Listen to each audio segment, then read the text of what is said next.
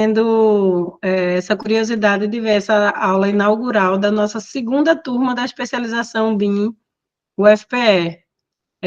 Nesse primeiro momento, a gente vai apresentar rapidamente o programa do curso, apresentar também rapidamente os principais pontos do manual do estudante, algumas normas que para curso de especialização da UFPE, que os alunos devem seguir, e vai contar com a brilhante participação do professor Sérgio Xi, que nessa segunda versão ele não conseguiu, a gente não conseguiu com que agenda para que ele fosse professor, mas ele não vai ficar de fora e vai fazer aqui uma palestra para a gente começar as conversas dentro do tema BIM.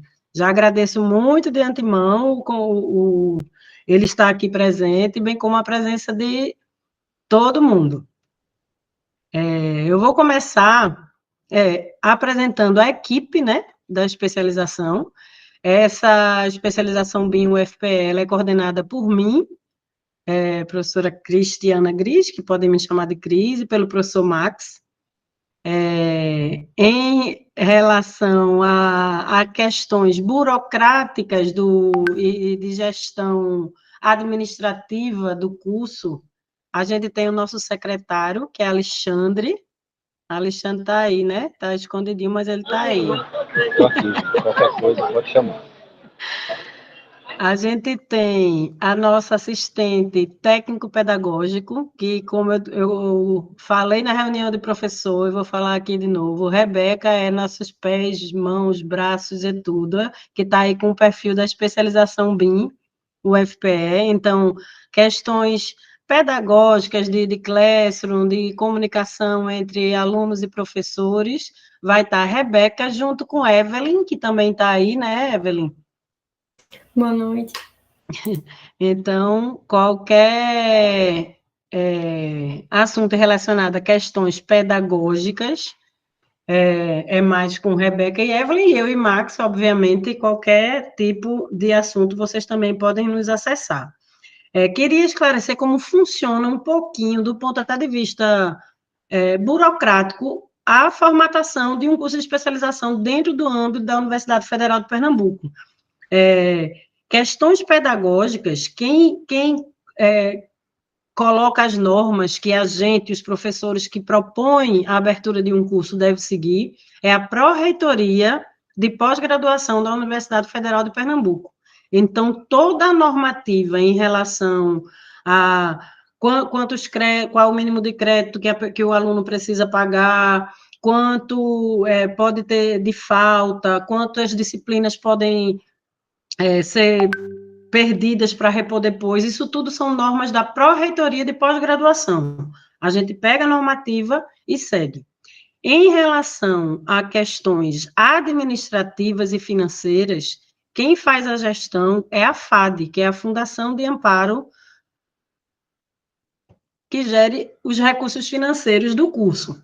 Então, assim, nesse começo do curso, muitas vezes a gente depende de técnicos ou da pró-reitoria para que o curso comece, e do ponto de vista administrativo, que a FAD ande com termos o acordo de parceria entre aluno e a universidade, foge um pouco da nossa gestão. A gente fica tentando agilizar, tentando gerir. Mas uma vez o curso começado e tudo já regularizado, tanto do ponto de vista do vínculo pedagógico com a universidade, que faz com a ProPG, através do CIGA, tudo, e com o vínculo administrativo, a gente consegue, eu digo, a equipe de coordenação, a gente consegue levar de maneira mais independente, digamos assim.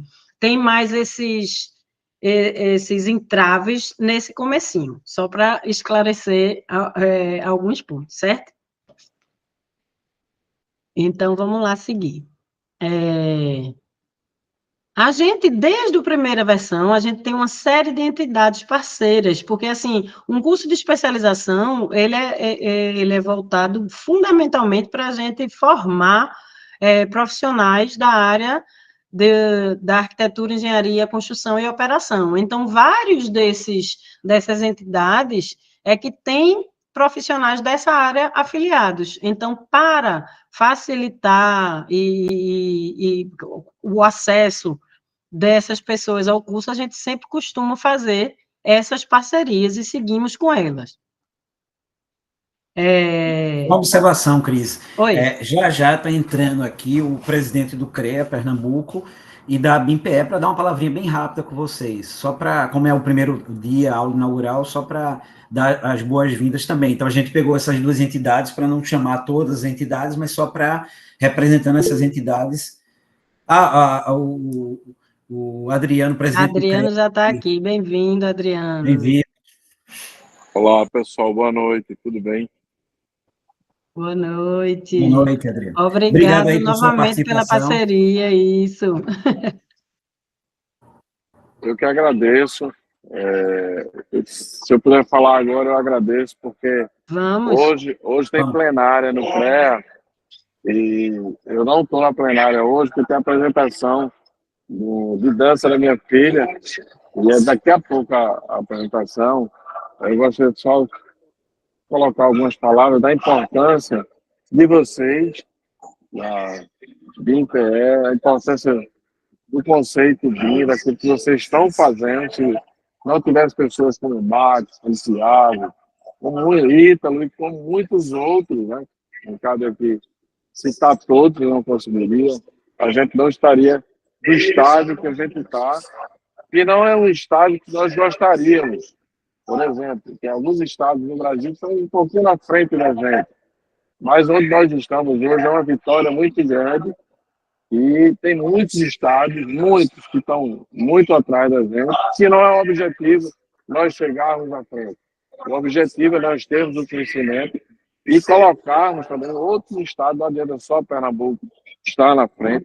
Portanto, aqui o Brasil cresça nesse ambiente de qualidade, de precisão, e as instituições participem. Aqui nesse ambiente tem muitos profissionais ligados ao CREA, que tanto critica o CREA, que o CREA não incentiva. Quando eu estava na Mútua, eu conversei com o Max, a gente tentou implantar a primeira turma, agora a gente já está na segunda turma, estou no CREA. Então, muitos profissionais que estão vinculados ao CREA, contem com o CREA, para que a gente possa fazer a terceira, a quarta, a quinta turma, e mais profissionais possam participar. Eu sempre tenho dito que o BIM não pode ser uma reserva de mercado. A gente não pode, principalmente nós que somos da engenharia, o pessoal da arquitetura está fazendo uma licitação para aqueles que fizeram um projeto em BIM, um quilômetro de rodovias, ou uma casa com 300 metros. Se a gente começar a andar por esse caminho, a gente vai excluir o conhecimento. Nós precisamos explorar o conhecimento, a inovação, a tecnologia, o empreendedorismo, e o próximo saber tanto quanto eu, ou um pouquinho mais, não me diminui. Muito pelo contrário, a gente constrói uma sociedade, um país mais justo. Conhecimento é aquilo que a gente consegue compartilhar, que a gente consegue passar. E essa união nos torna um país cada vez mais fraterno e, acima de tudo, um estado e uma cidade mais humana. Então, vamos utilizar os nossos conceitos para que a gente possa viver num ambiente cada vez melhor. E a engenharia é aquela que propicia ao cidadão bem-estar. É aquela que leva água ao cidadão, é aquela que leva o saneamento ao cidadão, que faz com que você consiga morar num ambiente mais harmônico. E tudo isso junto é para servir ao cidadão. A gente não constrói se não seja para um semelhante, para uma pessoa que é igual a gente. Então é isso, gente. Um bom curso e que possam contar sempre aqui com o CREA. Muito obrigada, Adriano. Muito bom, muito obrigado. Vamos aproveitar o momento. O Tiago está aí já, né? O Tiago está aí, Tiago, que é presidente da BIMPE, então são dois grandes parceiros nossos aí, que a gente está em vários projetos em parceria, né? Então acho que é importante também trazer a visão dele. Mas muito obrigado, Adriano, foi muito bom aí Adriano, a sua participação. e também, Parceria assim, de sempre. Exatamente, o que a gente puder, enquanto universidade, participar aí com vocês, isso é muito importante. Obrigado, gente. Está aqui o visual aqui do teatro. Eu estou na Universidade Federal, na Concha Acústica, viu? Na Concha Acústica. Um abraço, gente. Bom Tchau. Tchau, Thiago. Tchau, Adriano. Boa noite, pessoal. Tudo bom? Acho que dá uma passadinha rápida aqui. Eu estou no Rio de Janeiro. Estava aqui dando uma passadinha amanhã no Rio Innovation Week. E aí, fiquei feliz aqui, abri rapidamente, entrei atrasado, vi aqui já vários rostozinhos conhecidos, que eu acho que tanto alunos que se inscreveram para essa turma agora, quanto professores também, que eu fico muito feliz aí em ver, Bernardo Beltrão, Ítalo Guedes, professor Shir está aí também, então, assim, é um time aí, eu acho que a Federal fez, um time de excelência muito bom, fora aí a Cristiana, o professor Max, que são os cabeças disso aí tudo, que estão tocando, eu acho que com muita sinergia, eu acho que a especialização de BIM da Federal, para que a gente consiga realmente atender, eu acho que a necessidade que o mercado da gente tem hoje, né? Eu acho que o nosso mercado hoje está muito deficitário de profissionais especialistas em BIM, e é uma oportunidade muito grande aí para vocês estarem com esse time aí de excelência, tocando aí as ações em relação a cada um nas suas respectivas áreas, né? Então, rapidamente, eu acho que eu fui convidado aqui hoje para falar da BIMPE, que é a Associação para Promoção e Desenvolvimento do BIM no Estado de Pernambuco. A associação hoje, ela está com 65 associados, a maioria deles pessoas físicas, e a gente tem o objetivo de fazer o desenvolvimento tecnológico e processual do BIM no nosso estado. O foco da gente é estadual, é tipo Pernambuco na veia, o desenvolvimento do BIM no estado. Com isso, a gente fez também algumas ações junto com várias outras entidades aí para fortalecimento. A gente ainda é uma associação muito pequena, uma associação nova, que ainda quer crescer muito. Então, para isso, a gente teve que juntar-se com as grandes, com conselhos, com entidades, com as universidades, para a gente conseguir fazer um movimento que a gente realmente queria, que no caso é um movimento da disseminação do BIM e a correção de muita coisa que a gente vê errada no nosso mercado, no processo de digitalização e da transformação digital na construção civil.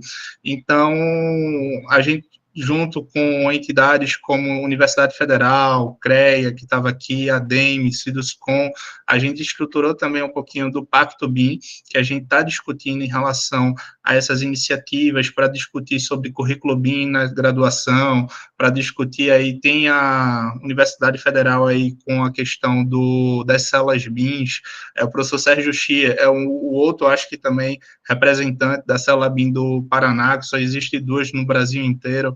Então, a gente consegue, eu acho que através dessas entidades e desse papel, eu acho que dialogar em prol do BIM aqui no estado de Pernambuco, e profissionais como vocês, a capacitação que vocês vão ter, são extremamente, assim, fundamentais para o nosso desenvolvimento aqui no mercado.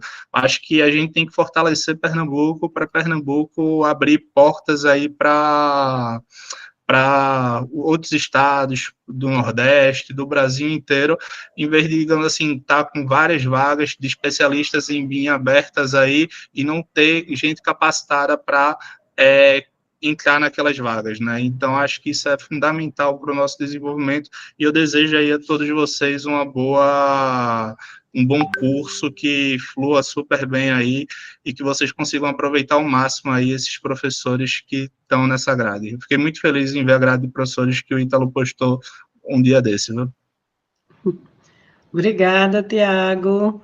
Obrigada pela parceria de sempre. Obrigado, Tiago. Só reforçando que essa turma agora a gente está com alunos do Brasil inteiro, porque como é 100% online, aí a gente teve esse... Eita, não sabia. Eu achei que fosse...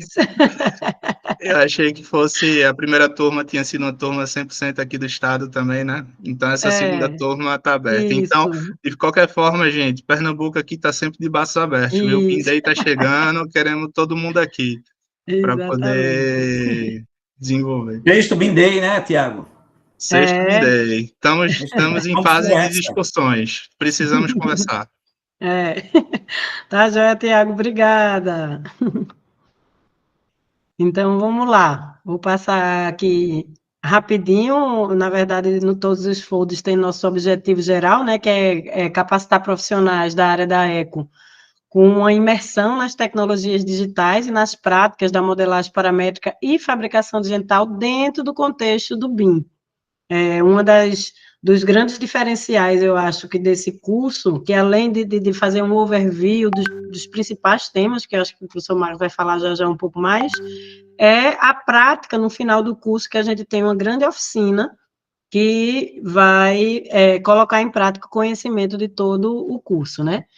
Então, como objetivos específicos, tem o aprendizado de técnicas e tecnologias e ferramentas computacionais para o auxílio do projeto e da fabricação do edifício, contextualização do BIM no mercado nacional, com apresentação de normas, leis e exemplos de suas aplicações na indústria eco, e a qualificação de profissionais no uso do BIM e de processos de projetos digitais para auxiliar a melhoria da qualidade do ambiente construído, reduzindo custos e melhorando o desempenho das edificações. Aqui a gente tem os principais tópicos abordados. Max quer falar um pouquinho mais desses tópicos, Max, ou a gente faz acho que a gente poderia falar lá nas disciplinas, né? Pronto. A carga horária, 420 horas no total, com aulas quinzenais. Essa segunda turma, como falei mais cedo, é 100% online, ao vivo, e a gente também fez uma alteração pequena no horário, em vez de ser uma carga maior na sexta-feira, a gente faz de quinta e sexta, das 19 às 22, e no sábado, de 8 às 18, obviamente, com horários de intervalo nessas aulas. Aí aqui tem um pequeno overview dos módulos, dos módulos e das disciplinas, que é separado por temas, né, Max? Sim, exatamente. Então, a gente criou vários módulos, porque cada módulo, como o Cris falou, tem alguns temas chaves. Então, esse primeiro, que é uma introdução, é onde a gente vem trazendo um pouco o que é o entendimento do BIM, até para que a gente tenha um consenso geral do que é o BIM dentro da nossa estratégia de trabalho.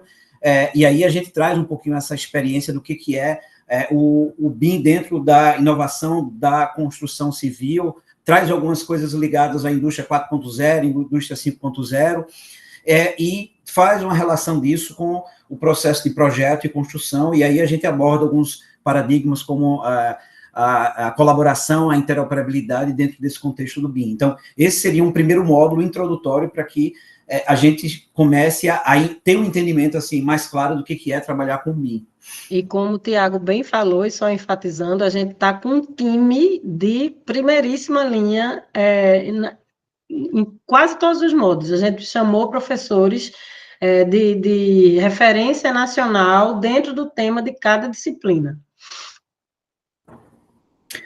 Nesse segundo módulo, aí assim, a gente trouxe um pouquinho aquilo que é também tradicional, que é entrar nas ferramentas que são utilizados para modelagem, que a gente chama de modelagem de autoria. Então, aqui a gente pegou algumas das ferramentas mais usadas no mercado, e é claro que a ideia é que, embora sejam aulas curtas, mas a ideia é que vocês tenham um conhecimento geral dessas ferramentas. Então, no primeiro momento, vocês têm uma noção do que é o BIM. No segundo momento, algumas ferramentas que são usadas dentro da prática do BIM. Então, a ideia nossa é que a gente aborde as ferramentas que entram desde um projeto de arquitetura, estrutura, instalações de um edifício, até um pouco do uso disso dentro da infraestrutura urbana. Então, algumas ferramentas ligadas à infraestrutura urbana. Então, esse segundo módulo é um módulo assim, bem prático e instrumental. Além dessas aulas que a gente vai ter, a gente sempre vai ter alguns conteúdos complementares, que são aulas que a gente vai estar disponibilizando, que nem sempre são nossas, mas assim, são materiais públicos para complementar a disciplina. Então, por exemplo, como a disciplina de 15 horas é muito curto, a ideia é o seguinte: para quem já sabe, ótimo, mas para quem está começando, a gente vai dar alguns materiais complementares, e por isso que é importante também que vocês tenham algum tempinho além do período da aula para vocês tentarem praticar. É claro que não é obrigatório, mas assim, se vocês tiverem algum tempo para assistirem uns vídeos, fazerem alguns exercícios práticos, isso é interessante, isso é algo complementar ao que vai ser dado dentro dos cursos. Esse terceiro módulo, aí a gente entra um pouquinho nessa parte ferramental e a gente entra na questão da gestão do projeto, gestão da construção e como o BIM ele pode auxiliar no sentido de melhoria e aumento da produtividade. Então, a gente tem alguns tópicos ligados à gestão de projeto, algumas coisas ligadas às normas e como essas normas são importantes até para a gente ter um entendimento melhor do que é o BIM. A gente traz um pouquinho essa questão do Open BIM, de CDE, e, finalmente, a gente entra mais especificamente num tipo de uso BIM que é interessante, é claro que tem outros usos, mas é a parte de detecção, validação, a partir de regras. Então, a gente vai no Clash Detection, no Code Check Validation. Então, a ideia desse terceiro módulo é trazer bem essa questão de gestão e como o BIM pode estar auxiliando no aumento de produtividade. Esse quarto módulo, gente, aí, continuando essa questão da gestão, só que aí focando um pouco mais nessa questão de gestão de obras e viabilidade econômica, a gente traz um pouco esses conceitos de, por exemplo, outros usos do BIM, como o BIM pensando na estimativa de custo, no planejamento físico-financeiro do edifício. Então, a gente traz um pouquinho mais, começa a trazer isso mais para o canteiro de obras, e também a gente vai trazer algumas questões ligadas, por exemplo, ao Lean Design, ao Lean Construction e à construção off-site com BIM. Então, a ideia é, nesse momento agora, desse módulo, a gente trazer um pouquinho mais essa questão ligado à viabilidade econômica e como o BIM ele pode auxiliar nesses estudos de viabilidade econômica e como ele pode ser usado dentro de um canteiro de obras. Eu acredito que alguém levantou a mão aí, né? Foi dar boa noite. Boa noite, quem está chegando agora. Esse módulo agora, esse quinto módulo aqui, a gente vai abordar dois pontos que são também extremamente importantes com o BIM. Um é a questão do projeto paramétrico, que o projeto paramétrico não só auxilia no desenvolvimento de projeto, no aumento da produtividade de projeto, mas também em outras etapas, além do projeto, como o canteiro de obras. Então, a gente vai abordar um pouquinho mais e da fabricação de componentes. Então, a gente vai abordar nesse módulo a questão da fabricação, da modelagem paramétrica e como é que a modelagem paramétrica hoje vem sendo muito usado por quem trabalha com projeto e construção e fabricação, e depois a gente vai dar um foco, que aí também é uma outra característica do nosso curso de especialização, a gente vai trazer um pouco essa questão para prototipagem, principalmente a fabricação digital, e como isso vem, aos poucos, impactando a indústria da construção civil. Então, a gente traz também essa questão da fabricação digital, da prototipagem rápida e da relação com a construção civil. Então, esse é o foco desse módulo. O módulo de metodologia, que aí realmente é um módulo que é obrigatório em todas as disciplinas, e é claro que a ideia nossa... Todas as especializações. Todas as especializações, E aí, sempre a parte metodológica também é importante, mas a gente vai estar focando muito numa metodologia aplicada a uma prática da construção. Então, a gente vai trazer as questões ligadas à metodologia, mas também vai trazer esse foco prático de aplicação das metodologias para aquilo que a gente vai desenvolver no trabalho. E aí, finalmente, né, Cris, vem o último módulo, que aí eu acho que é um módulo extremamente importante. Na outra especialização, inclusive, a gente tinha uma carga horária um pouco menor, e a gente aumentou a carga horária porque a gente viu que houve uma relação muito positiva dos alunos. Então, assim, os alunos gostaram muito disso, que é uma oficina mesmo, que aí nessa oficina a gente vai pegar todo o conhecimento que a gente viu no curso e aplicar no caso prático de projeto. Então, por isso que, assim, vai ser uma disciplina de 60 horas e uma disciplina, assim, bem mão na massa mesmo, e que a gente vai desenvolver um produto e vai entregar esse produto. É claro que, assim, a gente, inicialmente, a gente tinha a ideia de fabricar alguns elementos. Como vai ser essa fabricação é uma coisa que a gente está discutindo, mas a ideia é que a gente projete e, eventualmente, estabeleça alguma proposta de fabricação, mesmo que seja dividido em alguns lugares. Por exemplo, quem está aqui no estado vem para cá, quem está em outro estado, a gente pensa... A gente faz parcerias com outros... A gente faz parcerias, mas a ideia é que a gente desenvolva essa proposta de oficina para que seja como um momento de fechamento do curso e como isso pode estar sendo aplicado numa prática diária que que vocês certamente vão ter mais adiante. A gente vai... Já até passei para cá, né? Mas essa outra parte é importante também, né? Isso, mas é porque essa parte daqui, ela vai estar no manual do aluno, que a gente vai...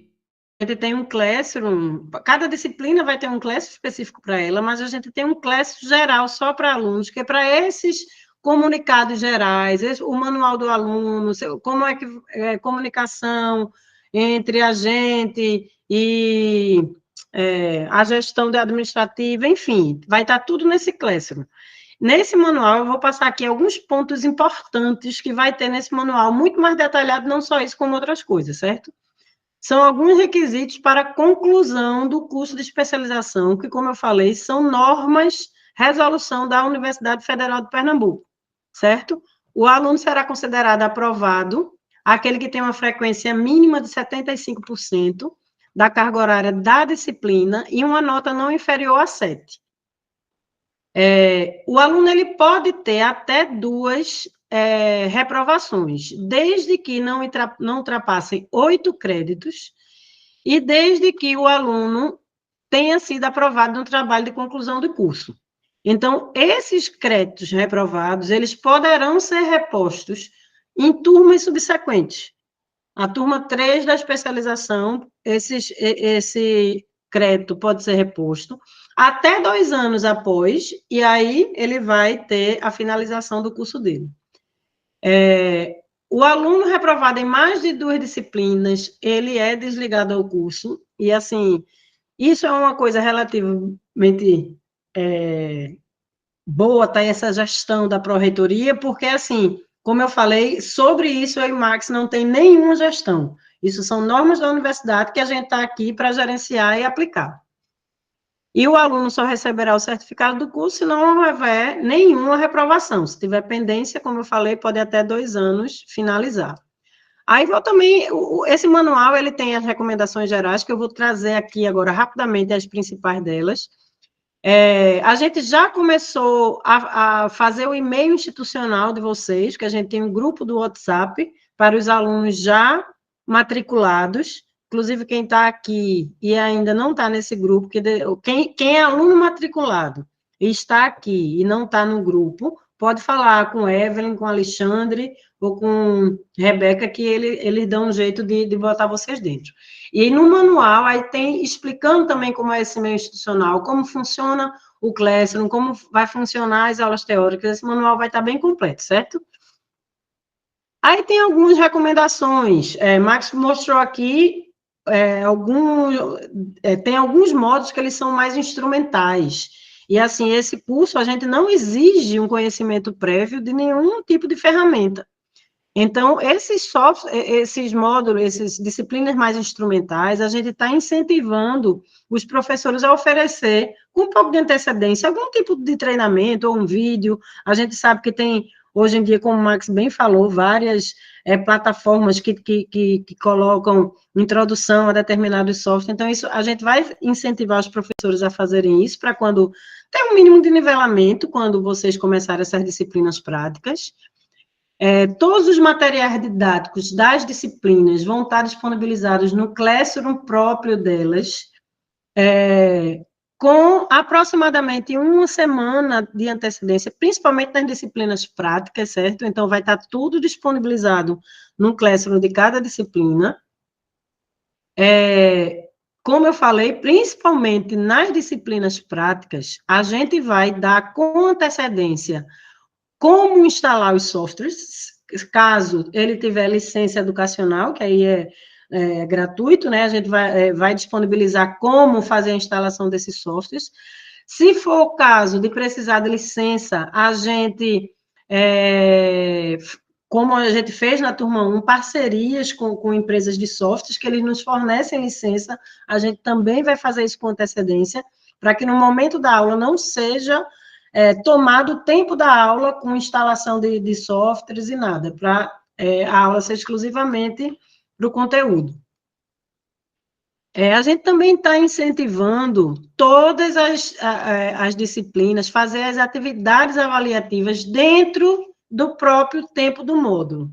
Caso alguma disciplina não consiga, a gente também sugere que essa atividade o tempo de entrega dessa atividade não ultrapasse uma semana. Falei, e foi igual a outra reunião, eu falei, essa informação eu já falei no outro slide. Os intervalos, todos os dias de aulas vai ter intervalos que a gente pede que os professores coloquem no plano de ensino para os alunos já se organizarem de antemão, né? E o que a gente mais, assim, pediu mesmo foi que no sábado tenha pelo menos um intervalo de, no mínimo, 1 hora para o almoço. Então, a forma de avaliação fica bem a critério, obviamente, de cada professor, cada tipo de disciplina, de campo temático, tudo. Existe, que para cada disciplina, que são 15 horas, é um crédito, uma nota de 0 a 10. Aí tem disciplinas que elas são, a disciplina modelagem de autoria de arquitetura, por exemplo, ela é uma disciplina de 30 horas. Então, vai ter 2 professores, então a nota da disciplina vai ser a média aritmética do trabalho realizado com o professor e do trabalho realizado com o outro, assim como a presença também.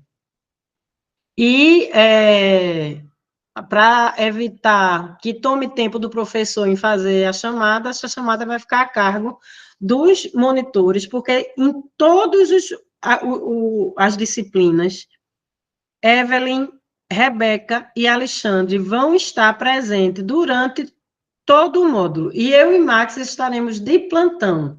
Para qualquer emergência, a gente entrar e tentar organizar. Certo? Então, como eu falei, vai ter também nesse manual explicando bem direitinho como é que funciona o Google Classroom, como é feita a comunicação e tudo mais. E é isso. Agradeço a presença de todos, e agora a gente vai para a parte mais divertida da noite, que é a palestra do professor Sérgio Chi. Muito bom, gente. Então, vamos começar aí, vamos passar então a palavra para o professor Sérgio Chi. E mais uma vez, muito obrigado aí por essa disponibilidade. Eu acho que é uma honra a gente estar aqui contando com a sua participação. E aí, fique à vontade agora. Exatamente. Bem-vindo mais uma vez. Muito bem. Primeiro, eu devo agradecer o convite, essa deferência que me é dada pelos pernambucanos, Max e Cris.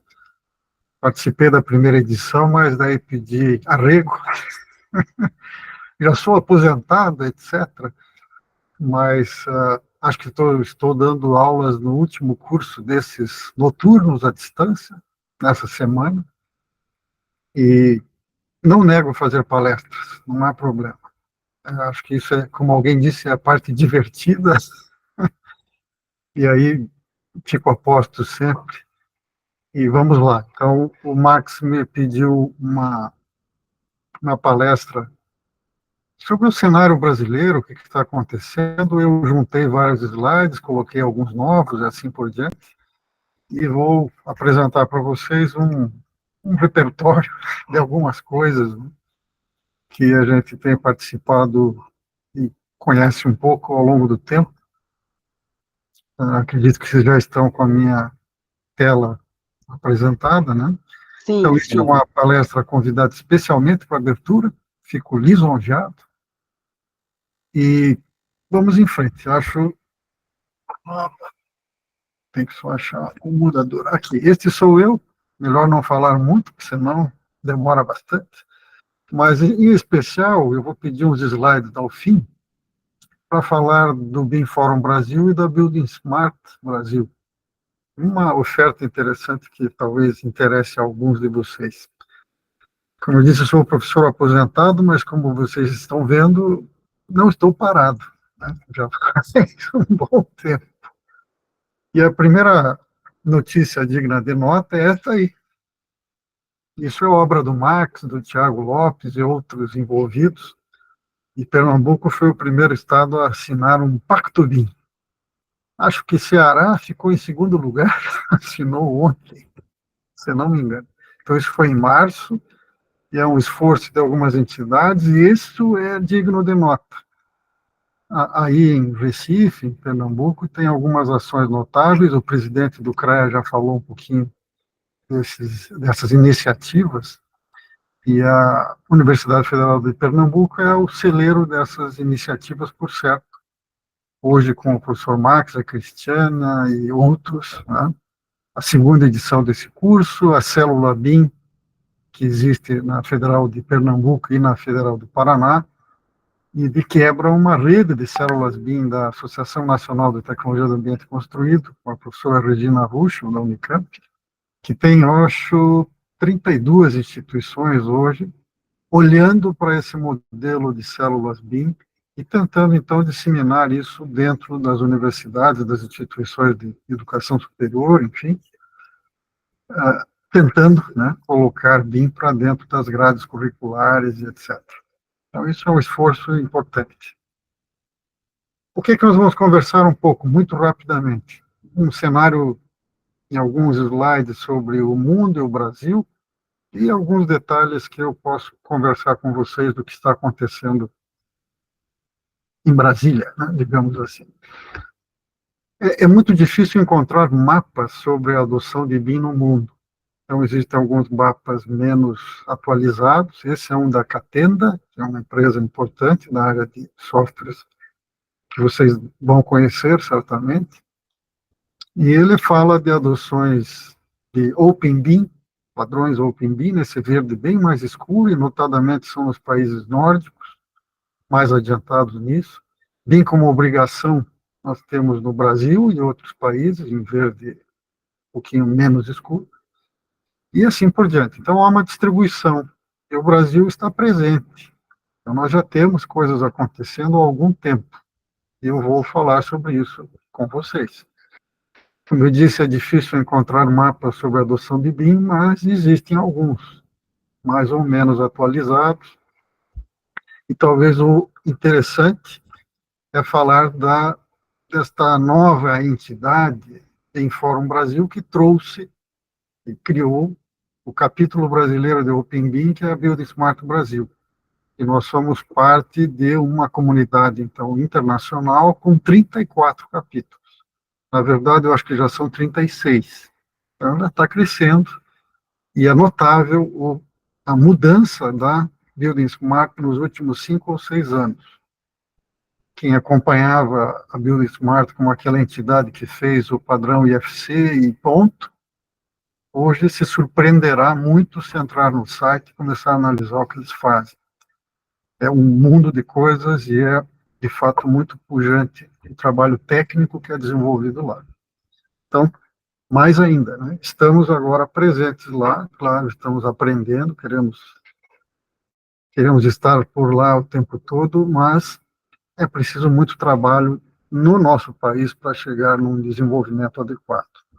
Estamos fazendo. Então, existe a Building Smart Brasil, e a gente insiste em colocar com S só para deixá-los nervosos. Eles colocam com Z, a gente põe com S só para perturbá-los. Existem vários levantamentos sobre a situação do Brasil, da América Latina, do Caribe, e um dos levantamentos é esse feito pelo Banco de Desenvolvimento da América Latina e Caribe, e que mostra a adoção em alguns países, ou nos países da nossa América Latina e Caribe. E o Brasil é o terceiro que aparece ali, não estamos mal na fita, mas o Brasil é muito grande, né? Precisamos trabalhar bastante, como eu disse. Existem lugares em que a gente encontra uma série de informações, como a plataforma BIM-BR da BDI. A BDI é um braço importante do Ministério de Desenvolvimento da Indústria e Comércio. É uma agência, né, que executa ações do Ministério, do Governo Federal, e a plataforma BIM-BR tende a ser hoje, a se transformar numa ação, num repositório de informações sobre BIM para o setor público no Brasil. Digo, tende, né? Isso é um trabalho que vai se iniciar agora, e a ideia é ter informações de forma aberta, né? É difícil encontrar, então vamos ver aonde colocar. Talvez a plataforma BIM-BR da ABDI seja a candidata, até porque já existe, tem um trabalho por trás. Outros trabalhos interessantes de levantamento são produzidos, né, pelo BIM Fórum Brasil com apoio de entidades como o CONFEA e os CREAS, além do CAL Nacional e os seus correligionários, né, digamos, por exemplo, nessas duas pesquisas de digitalização no setor da construção, com mais de 10 mil respondentes. Até onde a gente saiba, é a maior pesquisa no mundo. Parece piada, mas é isso mesmo. Existe um estudo, um levantamento feito, outras pesquisas grandes têm 2 mil respostas, respondentes. Essa tem 10 mil, mais de 10 mil, 11 mil e tantos, com validade estatística aí de 95%, um erro de mais ou menos 2%, e está disponível, aberta, num formato de Power BI para vocês olharem, respostas, então, como eu disse, estatisticamente válidas. E um retrato bem interessante, uma boa parte é sobre tecnologias, no geral, e um pedaço é sobre BIM. Existe muita coisa a olhar nesses dois levantamentos. Eles estão também disponíveis na forma de e-books, né? E aparecem resultados nessa forma de Power BI, em que vocês podem interagir diretamente nessas páginas e descobrir informações daquela massa de dados que existe lá dentro. Existem outros levantamentos, como esse da rede de governos latino-americanos, que são 8 países, esses que aparecem com as bandeirinhas na tela, ali na imagem laranja, né, dessa publicação, e são levantamentos com informações, por exemplo, de que entidades estabeleceram a estratégia nacional, como que eles fizeram, várias informações, são várias tabelas com informações destes 8 países, e são bem profundas, com razoável detalhamento. Nós temos uma história de disseminação de BIM. Não começou ontem, nem ontem, já começou há um bom tempo, e não é em 2009 que começou antes, mas um marco importante para nós da academia foi que em 2005, no evento chamado TIC, Tecnologia de Informação e Comunicação para a Construção, que foi o segundo realizado em 2005 no campus da USP, lá em São Paulo, se falou a primeira vez, se incluiu no programa o termo BIM.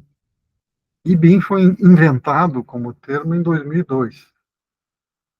O termo BIM, porque as ideias de BIM já são anteriores, já existiam, com outros nomes, com outras ideias, mas o termo que a gente utiliza como BIM vem de 2002, 2005, na Academia Brasileira, e 2009 ou 2008, algumas ações em São Paulo, com apoio do Ministério do Desenvolvimento da Indústria e Comércio e Serviços, que era o nome, o MIDIC, começou o trabalho, e em 2009, o DECONSE, junto com o Sinduscon de São Paulo, o DECONSE é um departamento da Federação das Indústrias de São Paulo, começaram a tratar do termo BIM, e disso surgiu, em 2010, num esforço, né, inicial, a Comissão de Estudo Especial 134, que trata de BIM. E já nesse ano de 2009, em 2010, surgiu a primeira, ou foi publicada a primeira norma brasileira de BIM. Desde lá até hoje, a gente tem cerca de 12 normas brasileiras de BIM. Eu já tive o desprazer de escutar gente dizendo, não, mas no Brasil não tem norma técnica de BIM. Não, não tem uma, né? Tem 12, uma dúzia, tá bom? Essa é a resposta. É isso, não temos tudo, mas temos coisas, né? E é um processo, e é mais de uma década, são 15 anos, 16, 17 anos de trabalho. Essa comissão continua trabalhando. Durante esse período, 2010, começaram eventos do Sindicato da Construção de São Paulo, que trabalhou uns 10 anos fazendo esse evento internacional, e foi muito bom. Fizeram 4 edições de Prêmio BIM, e largaram mão por interesses outros, né? Largaram mão no sentido deixaram de ser protagonistas desse evento, mas nessa década, iniciando em 2010, temos muitas coisas que aconteceram. Muitas publicações, muitos manuais. Temos uma primeira edição do Manual de BIM, que é o principal livro de referência. Essa primeira edição, que era de 2008, foi traduzida e publicada em 2014, e hoje temos uma terceira edição publicada em português, publicada em 2021, 2022, fevereiro, do livro que é de 2018. Durante a BIM Forum Conference desse ano, lá em São Paulo, o Rafael Sachs, que é o principal autor do Manual de BIM hoje, apresentou um release, digamos assim, uma prévia da quarta edição, que deve logo sair. Que novidades ela vai ter em relação a essa que nós já temos publicado em português, 2021. Para mostrar assim, existe uma trajetória. 2014, a primeira edição, 2021, a segunda, manuais das BEA, que aparecem ali embaixo, que saem em 2013 e 2015, e depois os manuais da CEBIC, coletânea de guias para incorporadoras e construtoras. Os das BEA são para projetistas de arquitetura. Né? Então, temos uma história. Roadshows, são 17 cidades que foram visitadas em 2017, sob os auspícios da CEBIC. Então, ela fez um trabalho importante. E aí, em 2017 para 2018, saiu a primeira estratégia BIM, vamos falar um pouquinho mais dela.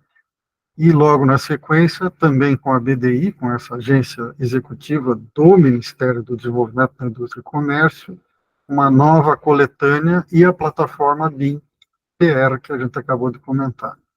Então, temos pelo menos 3 guias interessantes, 3 coleções que já eram publicadas e hoje temos muito mais. Podemos falar um pouco mais delas. O que aconteceu de importante, então? Em 2017, a partir de um decreto em julho, por aí, foi instituído o Comitê Estratégico de BIM, que se organizou e convidou especialistas para trabalharem num plano chamado Estratégia Nacional de Disseminação de BIM, que ficou pronto depois de 5, 6 meses de trabalho. Foram 40, 50 pessoas em oficinas variadas, quase uma centena de pessoas que trabalharam, e resultou numa Estratégia Nacional de BIM, que foi publicada, assinada, né, a promulgação, o decreto em Florianópolis, num evento, aquele ENIC, Encontro Nacional da Indústria da Construção, e que depois, no outro governo, teve que ser renovada, mas foi, e foi um esforço grande.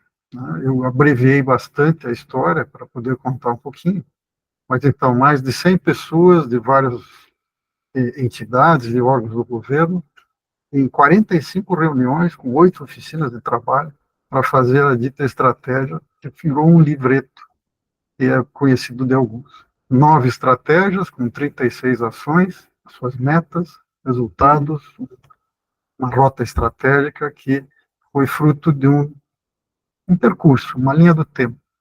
Desde 2016, com acordo com o Reino Unido, vendo como é que eles faziam a implantação de BIM, ou a implementação de BIM, e fomos copiando, adaptando, criando, a partir, então, do decreto do Comitê Estratégico, a criação da estratégia, com o Comitê Gestor, nesse momento, em maio de 2018, foi publicado o primeiro decreto, depois o segundo, que é a cópia do primeiro, com adaptações frente à mudança de estrutura governamental.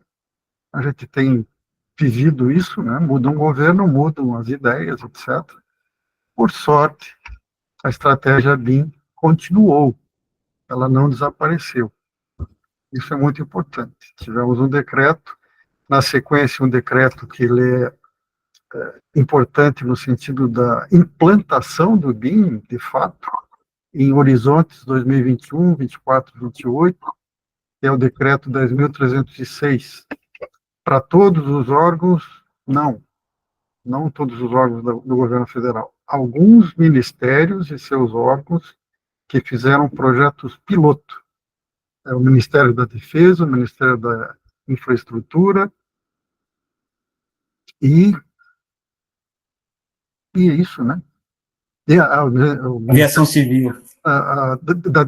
Da infraestrutura tinha também, então, a Secretaria de Aviação Civil, o DENIT, tínhamos as Forças Armadas, e isso resultou num esforço interessante, e foi exemplar.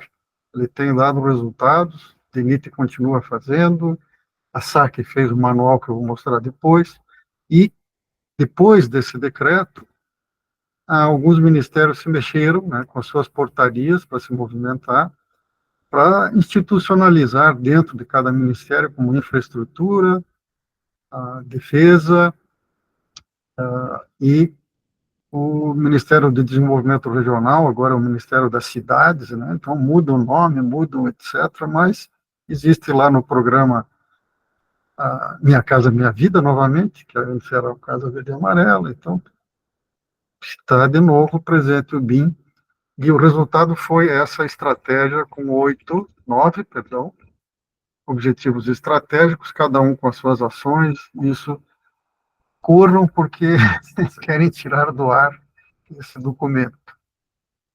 Mas já vamos contar que não tem problema, porque vem um novo, espero, né, esse ano ainda. Então, isso foi publicado em 2018, está vigente esta estratégia, perdão, temos uma nova estratégia, né, que esteve vigente, continua. A ideia é que a estratégia busca segurar a produtividade, qualidade, a transparência, enfim, evitar desperdícios, evitar aditivos contratuais desnecessários, né, e usar bem o dinheiro público, né, com novas tecnologias, com BIM adicionado. Resultados mirabolantes, não sei se mediram, então, são ideias, né, métricas medidas,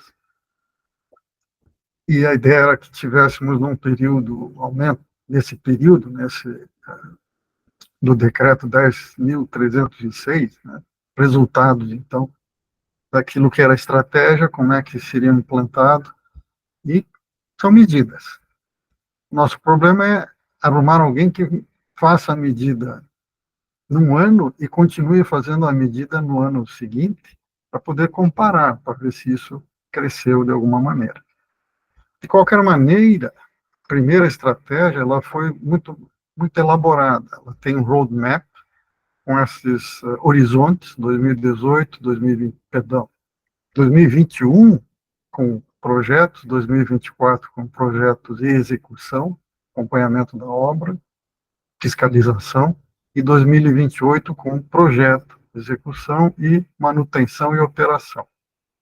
Isso valia, então, para aqueles projetos piloto, DENIT, Secretaria de Aviação Civil, Exército, Aeronáutica e assim por diante. Alguns órgãos a mais também entraram e aderiram a esse decreto. Mas é um modelo, é uma ideia, e foi desenhado assim. E o problema agora é reescrever esse 10.306 à luz do que nós vamos conversando com vocês agora. Então, este decreto que aparece aí, ele é interessante, ele pode ser repetido de alguma maneira, com, de novo, olhando os horizontes, como é que eles foram tratados, e realisticamente colocando novas metas, novos objetivos, né? E isso está sendo tratado, né, nesse momento. Os resultados da primeira estratégia são, por exemplo, a tal plataforma BIM-BR, a série de normas técnicas que continuam sendo feitas. Eu lembro a vocês que o IFC, é um padrão aberto, neutro, internacional, já é norma brasileira, publicado em dezembro. Eu acho que o Max estava por lá, né? Em dezembro, Sinaenco. Não estava não. Não? Teve um evento em que foi anunciado, né, que a norma ia ser publicada, e foi, no final de dezembro. Não é traduzida totalmente, só umas partes, mas já é uma norma brasileira, sim. Então, o IFC, a ISO 16739, se não me engano, já é uma norma do Brasil também. Então, não dá para duvidar que a gente está andando. E tem o projeto Construa Brasil, as células BIM que nós acabamos falando no início, e que existe na Federal de Pernambuco e na Federal do Paraná, as duas, são resultados de recursos do projeto Construa Brasil. É uma das metas dentro desse grande projeto. Então, esse projeto tem várias ações. A ideia é produtividade e competitividade do setor da construção. Algumas metas tinham a ver com desburocratização, outras com BIM, digitalização, são 5 metas, e outras 2 com industrialização, coordenação modular e incentivo à industrialização da construção.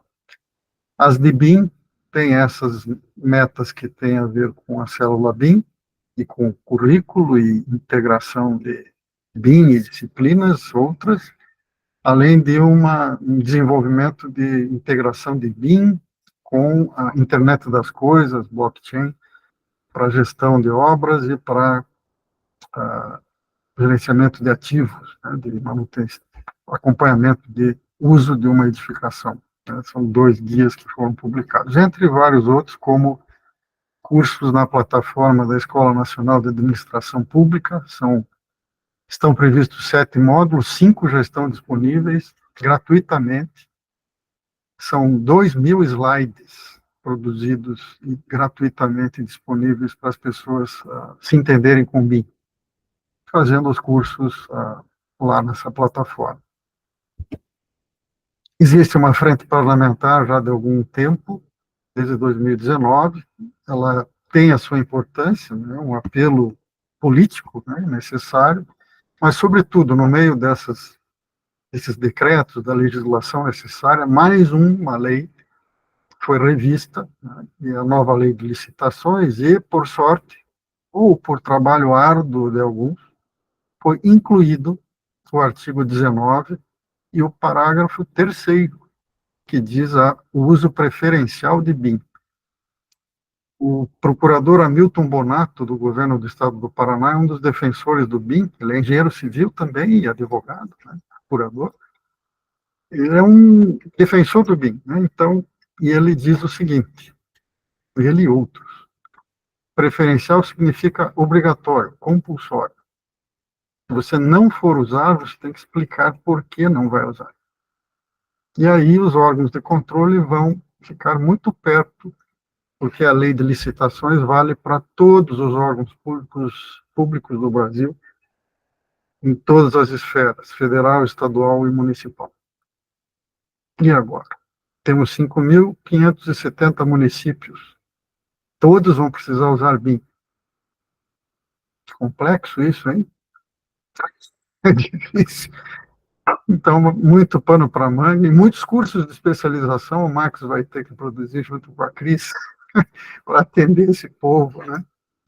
Os cursos da ENAP não vão dar conta e assim por diante. Existe uma acomodação em tudo isso, mas existe a lei de esse preferencial, significa, precisa justificar porque que não vai usar. Claro que tem projetos e projetos, obras e obras, empreendimentos e empreendimentos, e as coisas vão sendo ajustadas, né, devagarinho, às vezes com atropelo, mas sim. Então é uma adoção gradativa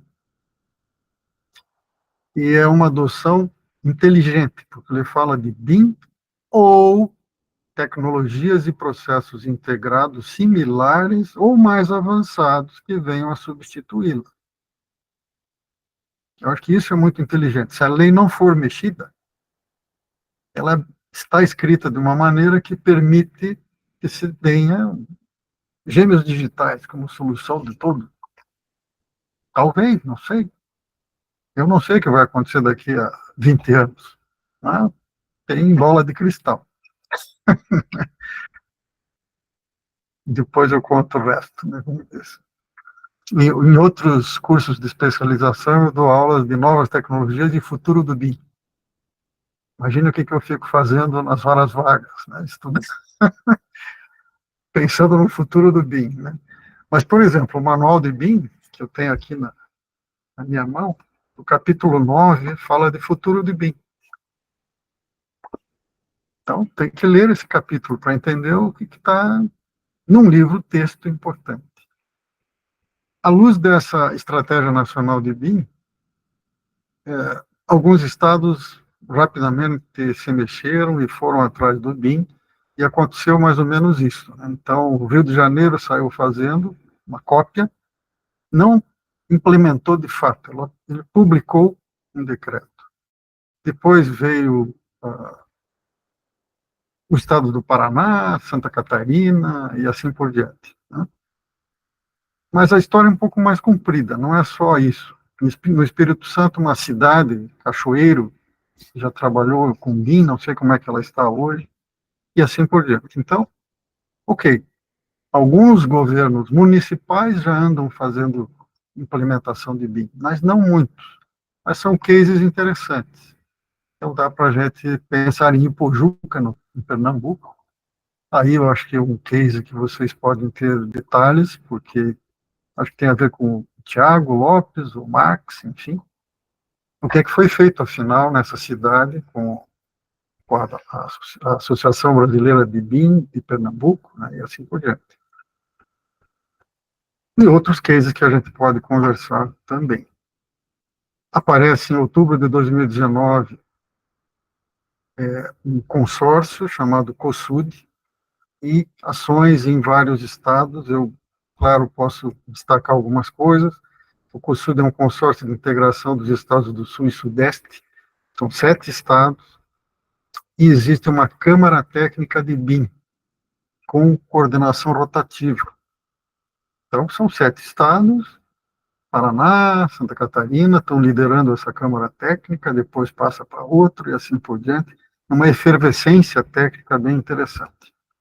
Estratégias estaduais apareceram, então, a do Rio de Janeiro, como eu falei, do Paraná, depois Santa Catarina, Minas Gerais. O Rio Grande do Sul retomou um pouco o trabalho, porque havia uma rede BIMGov Sul, Paraná, Santa Catarina e Rio Grande do Sul. Os 3 começaram em 2014, 2015, mas de repente andou muito Santa Catarina, parou, andou bastante o Paraná e continua andando. Então, um case interessante é o estado do Paraná. E ali embaixo aparece o que eles andam fazendo hoje no Paraná. Então, uma palestra inteira pode ser dada e não dá tempo. Então, aconteceu em julho o 2º Jornada BIM Paraná. Existe um Capacita BIM Paraná. Então, imaginem que eles estão fazendo a capacitação dos servidores do Estado e no Jornada BIM dos servidores públicos estaduais e municipais e fazendo caravanas, né, deslocamentos, eles chamam de Jornada BIM. E já fizeram o ano passado 7 cidades, etc. Fizeram um levantamento, uma pesquisa de BIM nas prefeituras do estado, com mais de 100 municípios respondendo. O estado do Paraná tem 399 municípios, não é conta de mentiroso, é 399. E esse livreto é disponível no site BIMPR.gov.br. Os estados quase que têm BIM tem essa nomenclatura, bim.pr de Paraná.gov.br, substitui o PR por SC, vai encontrar as coisas de Santa Catarina, por MG vai encontrar as coisas de Minas Gerais e assim por diante. E bem interessante também, o Estado fez um projeto chamado Progetec. O Progetec começou com a Universidade Estadual de Londrina, tem um laboratório lá com umas 10 pessoas, metade formados, metade estagiários, fazendo projetos para prefeituras de pequeno porte, abaixo de 30 mil habitantes. A Universidade de Londrina já atendeu 57 projetos, perdão, 57 municípios com perto de 90 projetos. Então, esse é um efeito interessante. Mas o município chega lá e pede, não, tem uma organização, tem um Paraná Cidades, tem a Secretaria das Cidades do Estado, tem uma organização que vai coordenando, digamos assim, esses esforços. Esse projeto foi replicado e existem nas 7 universidades estaduais. O estado do Paraná tem um sistema de universidades estaduais, ou 7 universidades, e tem um laboratório, Progetec, em cada uma, fazendo o mesmo papel. Então, replicando, multiplicando por 7, o que em Londrina, na universidade, já foi feito, né? E com um grupo de bolsistas trabalhando e criando aí soluções para prefeituras que não têm corpo técnico ou dificilmente teriam como escrever um termo de referência, um projeto adequado, uma modelagem de bom nível.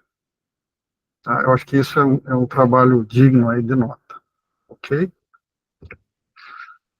Aí um histórico, né, do Paraná, eu tenho relação muito direta com essa história, porque tínhamos na Universidade Federal do Paraná um termo de cooperação técnica com a Secretaria de Infraestrutura e Logística por 3 anos, e eu continuo indo lá tomar café e comer um pedaço de bolo de forma espontânea e gratuita, né? Cada vez que me chamam, eu vou conversar sobre BIM e o que eles estão fazendo, trocando ideias, e neste momento, um esforço importante no Estado é organizar o ambiente comum de dados que foi contratado. A empresa AutoQI, que foi a vencedora, está fazendo adaptações. Eles já fizeram o primeiro projeto, a prova conceitual, já estão na segunda, criando as funcionalidades que foram desenhadas, digamos assim, e demandadas. É um esforço de um governo estadual à luz do que aconteceu com a estratégia nacional. Mas se vocês conseguirem com uma lupa olhar o que está escrito ali, o esforço começou em 2014. Em 2015 foi estabelecido um plano de fomento BIM. E aí a história é longa, são mais de 10 anos. Esse plano que aparece do lado direito, com os retângulos ali, esses quadriláteros em verde, é a primeira fase, 2015 a 18.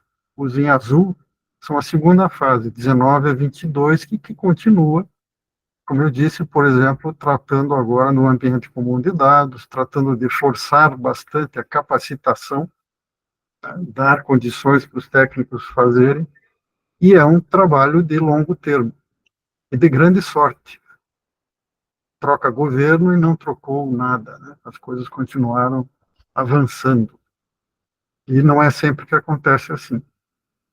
Muda um governador, muda tudo, e aquela história toda. Que mudou uma vez, continuou.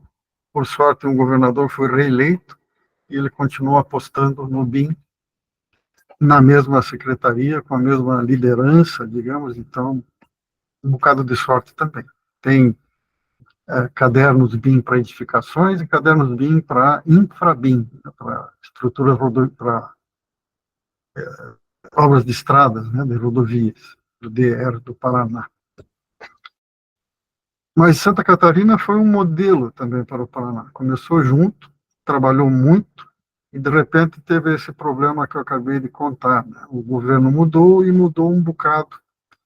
O Rafael Fernandes, que é professor do curso, foi um exemplo desse tipo de problema. Ele estava no auge, né, digamos, e muda, e ele foi para baixo da escada, atrás do armário. Agora ele está de volta atuando. Então, há idas e voltas, né? Isso acontece muito nos órgãos de governo, infelizmente. A política muda e muda uma série de coisas, mas esses guias primeiros que aparecem ali em cima foram usados por muita gente como primeiros guias disponíveis. E mais recentemente, o governo lá conseguiu se organizar. Digo mais recente, é bem recente, e tem um caderno de especificações de projeto, um modelo de plano de execução BIM, e além disso tem um folheto, um folder, um livreto, dizendo, de implantação de BIM que pode ser usado por órgãos públicos. É bem interessante, bem feito, aparece a figura ali também. Tá? Estão dando alguns exemplos. como já foi dado spoiler ali pelo Max, a Secretaria de Aviação Civil tem um manual de BIM notável. Ele tem BIM escrito 552 vezes. Né? Claro que eu fui xeretar isso, mas esse manual não fala de manual de BIM no seu título, né? É manual de projetos aeroportuários. E é um exemplo interessante a ser olhado, porque um aeroporto é um terminal de passageiros, ou tem um terminal de passageiros, que é uma edificação. Então, o exemplo do manual é interessante. Pode ser olhado, sim, e serve de inspiração para outros. É muito bom, foi feito a 40 cabeças, 80 mãos, mais ou menos, junto com o pessoal do ITA e assim por diante. Existem iniciativas anteriores da FDE, que é de São Paulo, e o Marcos Romano pode apresentar para vocês, em algum momento, o trabalho que a SEAB, que é a Secretaria de Habitação da cidade de São Paulo, tem feito. Também é um trabalho notável, não é porque ele está presente assistindo que eu estou falando, viu? É que, de fato, é um trabalho muito interessante de implantação, junto com a empresa que ganhou uma licitação há um tempo, a Sondotécnica, né, com a Stefana Dimitrov e outros. E é um caderno interessante também, não é o único, eles têm outros projetos já feitos e disponíveis, e é um exemplo, está aqui não porque ele está presente, já estava aí. Existem outros manuais, outros cadernos, eu coloquei alguns para dizer, olha, tem muita coisa no Brasil, tem que se procurar e se encontra, eu não fiz aqui todo o cabedal de informações. Um outro esforço muito relevante é feito pela engenheira Késia Alves, que fica lá acho que ela mora agora em Navegantes, que é lá no estado de Santa Catarina, perto de Florianópolis, de Joinville, enfim, e tem trabalhado nessa Liga BIM das prefeituras, especialmente para as prefeituras de Santa Catarina, mas com esforços já feitos para outros estados e assim por diante. Então, é um trabalho importante porque tem muita prefeitura sem a mínima condição de fazer. Agora a Kézia está morando em Floripa, diz o Marcos Romano. Estou desinformado.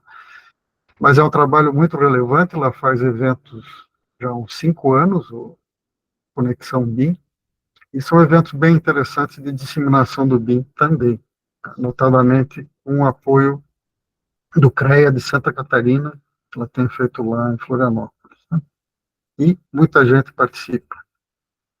Aí sim, ok, mas tínhamos a primeira estratégia BIM, ela foi repromulgada com a adaptação em 2019, de 2018 a 2019, o que aconteceu? Saiu um decreto 2020 para aparelhar essa estratégia e fazer os projetos piloto, criar exemplos de uso, e ficamos no limbo, né? 2020, 2021 foi publicada a nova lei de licitações, fazendo esse uso preferencial do BIM, mas a lei começou a valer de fato no final do ano passado. Houve uma chave de galão lá da Câmara dos Deputados, etc., e foi prorrogado o início, né, de 2021 para 23, 24, mas agora é para valer. Tem que usar BIM.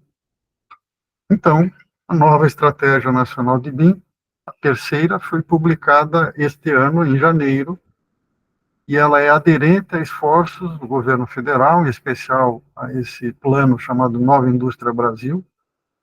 Um dos eixos, uma das linhas dessa Nova Indústria Brasil, da NIP, é a parte de infraestrutura e vincula um pouco a ideia do novo PAC. Tem muito recurso.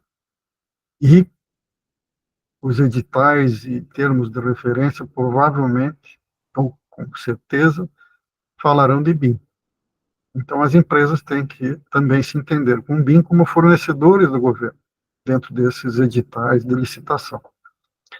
O programa Minha Casa Minha Vida também está aderente totalmente, então vai lançar editais, a Caixa Econômica vai lançar também, vai mexer com o BIM, financiamento para setor da habitação, desculpe. Então, infraestrutura, saneamento, moradia, transformação digital para a indústria da construção, pensando em produtividade, competitividade e digitalização. O decreto da nova estratégia BIM-BR é o 11888 de 2024, publicado em janeiro. Ele tem um comitê gestor novo com 9 ministérios. Novamente, os ministérios foram rearranjados com nomes, tinha lá 22, 23, agora tem 39. 9 estão nesse comitê gestor. O comitê gestor lidera um certo grupo de assessoramento técnico, que são representantes desses ministérios, mais alguns órgãos associados, e há convidados de associações, como a própria ANTAC, ou a CEBIC, ou outras entidades importantes. E há 5 grupos de trabalho estabelecidos, podem existir 7 no total. A nova Estratégia Nacional de BIM tem agora 11 objetivos, a estratégia anterior tinha 9, e há um rearranjo de alguns itens, mas em especial o que foi acrescentado foi o tema de industrialização da construção e construções mais sustentáveis, sustentabilidade na construção. Existe ainda o estímulo ao uso de especificações técnicas abertas para interoperabilidade de BIM. Sim, vamos forçar o uso de padrões abertos, como o IFC, o IDS, que é um padrão em estudo, né, em proposta, e assim por diante. Então, isso está publicado. Então, estamos andando. Então, revisitando a estratégia, ela tem um trabalho em desenvolvimento a partir de um contrato de consultoria pelo PNUD, pelo Programa de Desenvolvimento das Nações Unidas, junto com o Ministério do Desenvolvimento da Indústria e Comércio, e nesse contrato se fala no desenvolvimento da estratégia em 3 eixos: estruturação do setor público para uso do BIM, capacitação e formação profissional, e políticas de pesquisa, desenvolvimento e inovação para BIM e sustentabilidade ambiental. Está bem bom isso, hein? O eixo de estruturação fala em regulamentação e fala em estruturação. Então, são os órgãos federais, são as questões de regulamentos, de regramentos necessários. Então, não basta ter a lei de licitações se não houver alguns decretos, portarias e outras instruções normativas, não sai do lugar, não funciona. Então, cada órgão cada estado tem que fazer a sua normativa. Eu não mencionei, mas o estado do Paraná fez o decreto de regulamentação da lei de licitações em janeiro de 2022. Esse decreto tem 706 artigos. Uma visão sistêmica, como disse o procurador Hamilton Bonato. Eles poderiam ter feito de outra maneira, mais simplificada, né, com várias publicações em vários decretos, preferindo fazer um grande decreto.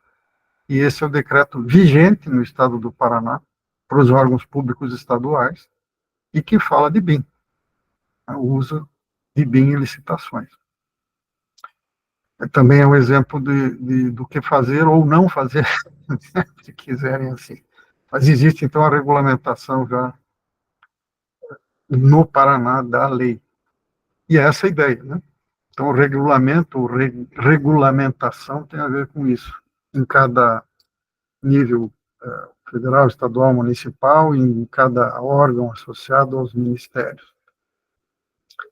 Existe o eixo de capacitação, e aí se fala de universidades, se fala de cursos para profissionais, e se fala em capacitação dos servidores, dos agentes públicos também.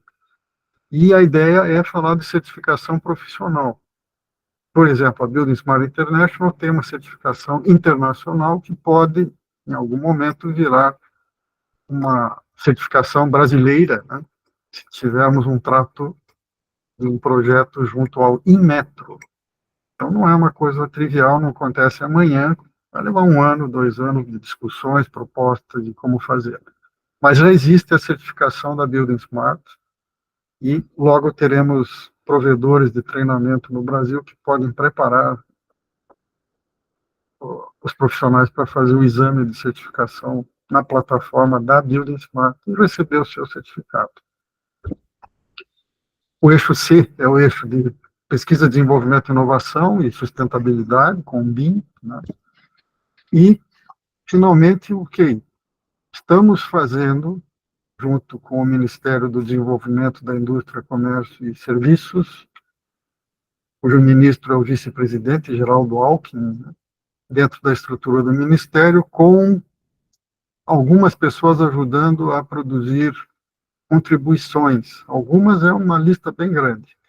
Mas esse contrato tem um método que foi proposto, um plano de trabalho do consultor, um segundo produto previsto que foi entregue, já em meados de junho, um terceiro produto que foi esse relatório das contribuições de oficinas colaborativas, que ocorreram 9 em um mês e meio, mais ou menos, envolvendo muitos órgãos, já mostro quais são, e um produto final que vai ser entregue dia 14 de outubro. O produto 3 foi entregue hoje, às 5h23. E o produto 4 será entregue dia 14 de outubro, impreterivelmente, por razões de contrato. E esse produto, na verdade, final, é uma proposta de plano de trabalho para a Estratégia Nacional de BIM. Não é o plano de trabalho, é a proposta de, que é esse o resultado que devemos entregar.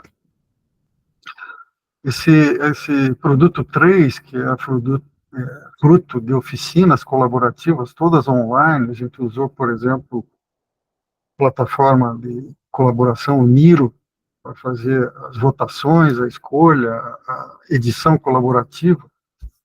Houve envolvimento destes 3 dúzias aí de órgãos e entidades. E teve reuniões com 50 pessoas, a oficina de estruturação e regulamentação era a mais numerosa. Difícil fazer um trabalho colaborativo online com um número tão grande. Depois havia contribuições feitas ao longo do tempo, por e-mail, diretamente no Miro, comentários, tudo isso foi alinhavado, e eu, discricionariamente, aqui vou falar sem saber se posso, mas a gente organizou 17 intervenções, que são ações importantes, deixa eu ver aqui os números que eu esqueci agora, 34 projetos com fim específico, né? Tem um objetivo e um início, meio e fim determinado, 34, e 71 ações, que são coisas mais cotidianas, incentivar o uso de BIM. Tá? Como, né? Aí se faz isso sem precisar um projeto, efetivamente. Mas se falar de um programa de certificação, é preciso escrever um projeto com objetivos, com metas. O processo foi mais ou menos o seguinte. Na primeira estratégia, nós tivemos oficinas presenciais, várias, foram 2 dias de trabalho, por exemplo, ao final, presenciais em Brasília. Uma movimentação de recursos fabulosa. Né?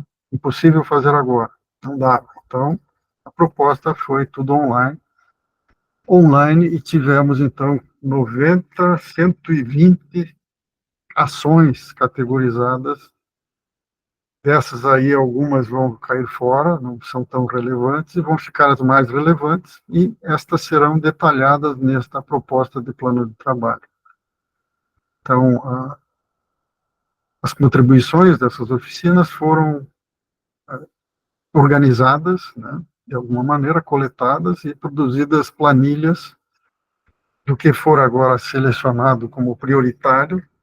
Vamos fazer o detalhamento, iniciando com técnica do tipo 5W2H, e aquilo que for de fato demandado, fazemos um termo de abertura de projeto com o detalhamento mais fino, digamos assim, daqueles projetos elencados. Vão ser algumas intervenções, alguns projetos, os mais importantes, que fará, né, constituirão o corpo desse plano de trabalho.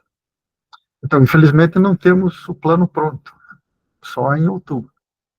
Até lá, temos uma estratégia BIM publicada. Esse trabalho foi feito, então, por 5 grupos de trabalho, organizados em 3 eixos, como eu comentei, e esses grupos continuarão trabalhando, de alguma maneira, para que tudo isso possa ser efetivado. E, bom, deste plano, é o que dá para contar, né? Está em andamento. Há um esforço gigante sendo colocado. É desse departamento chamado de bens duráveis, etc., etc., tem um nome comprido, pessoal. E é uma jornada. Ainda não chegou ao fim. A implantação de BIM, a implementação de BIM no país é de longo prazo. E eu esqueci de comentar, né, nesse plano, o que foi pedido, esse plano de trabalho, é uma proposta para 3 anos, 2025, 26 e 27, diferente do que daquele decreto anterior que falou num horizonte bem maior. Então, não é infinito, é 3 anos. Com esses primeiros 3 anos, certamente vai ter um esforço de detalhamento de outros planos, né, ao longo do trabalho. Ok? Bem, esse era o cenário. Tá? Uma estratégia nacional de BIM em desenvolvimento do seu detalhamento, e ela é a terceira. Né? Temos, então, boa chance. Aos poucos, pelo exemplo das implementações que já existem no país, as coisas podem tomar corpo. E aí, com a permissão, né, eu comentei da Building Smart Brasil, e existem eventos que acontecem. O próprio BIM Forum Brasil faz o evento BIM Forum Conference, fizemos a segunda, em maio desse ano, trouxemos 3 diretores da Building Smart International, e já participamos, alguns brasileiros, de eventos chamados Summits, na Noruega e na Espanha. Agora, em outubro, o evento é em Marrocos. Existe uma oferta lá de... Claro que não é gratuita, né? Tem que se inscrever, mas há uma delegação brasileira que está se formando para ir para Marrocos. Okay? Isso. E alguns querem ir para Marrakech. Vamos ver se a gente consegue chegar lá. Então, existe essa delegação brasileira, existem informações lá pelos sites e pelas redes de como fazer isso. Eu trouxe para incentivá-los, né? Aqueles que tiverem oportunidade, quem sabe. Por que eu trouxe? Vocês estão fazendo o curso BIM porque têm interesse em BIM. E a melhor fonte, a mais avançada, eu diria que é um evento Summit da Building Smart. É um evento multidisciplinar. A Building Smart tem hoje 10 domínios, são 10 áreas de trabalho, 10 grupos de trabalho fortes. Cada grupo tem um comitê diretivo com 5 ou 6 pessoas. Há um grupo técnico que é os líderes do desenvolvimento do IFC, que estão por lá. E existem grupos, por exemplo, de domínio de aeroportos, domínio de construção pesada, domínio de infraestrutura para obras, estradas, né? Por exemplo, viadutos, pontes, túneis. Existe o domínio de ferrovias e alguém diz, não, mas e o de estradas? Não tem de estradas, mas tem o de railways. No Brasil, a gente tem um problema com as ferrovias, né?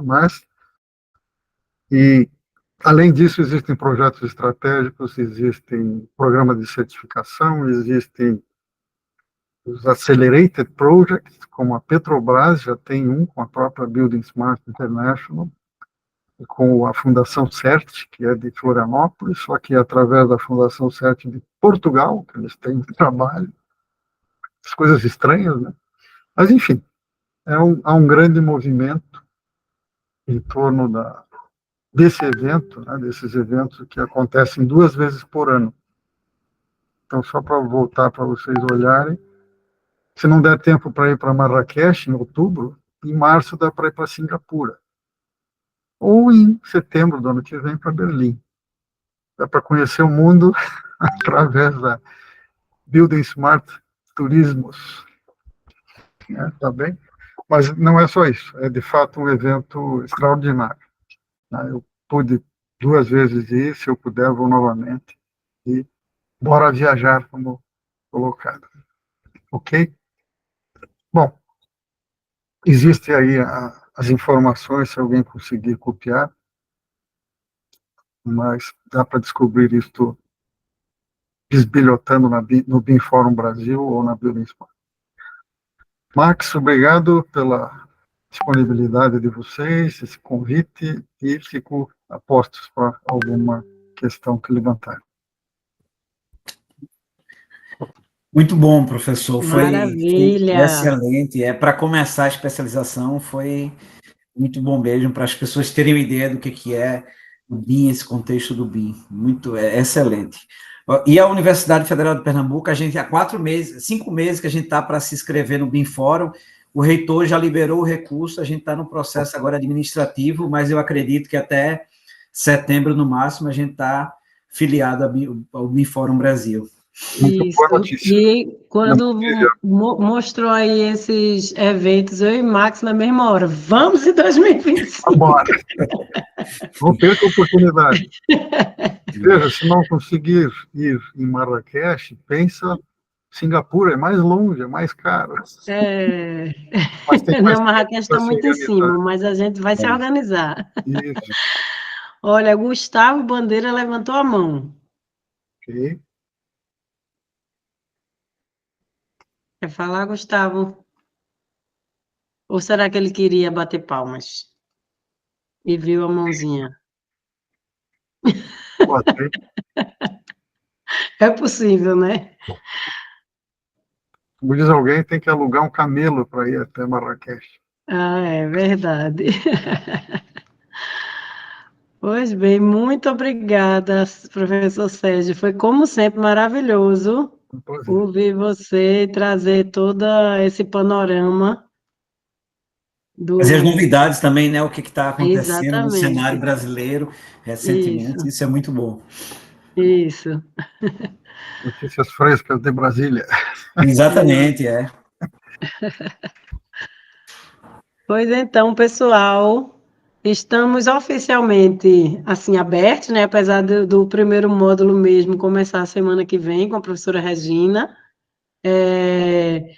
Tenho até uma novidade, porque tiveram algumas desistências, então a gente reabriu as inscrições para essas vagas remanescentes. Vou compartilhar aqui de novo, na verdade, para dar essa notícia das inscrições abertas e compartilhar com vocês o QR Code de alguma das nossas redes sociais. Pode até botar aqui o link no chat, né, meninas, por favor. Tanto as nossas inscrições, se você acessar o site da Célula BIM UFPE, tem lá todo o caminho que precisa ser seguido. E aí agradecemos a presença de todos. Quem está aqui e ainda não se inscreveu, tem algumas vagas remanescentes, ou então que saiba de alguém que achou que tínhamos acabado. Essas desistências fizeram com que a gente abrisse um pouquinho, mais um tempinho para preencher a totalidade de vagas.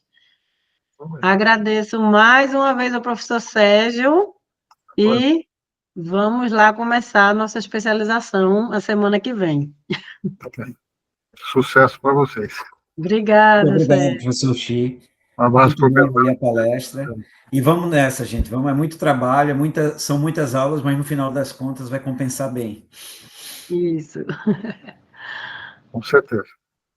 Então, boa noite, pessoal. Boa noite, e a gente se encontra semana que vem. Boa noite.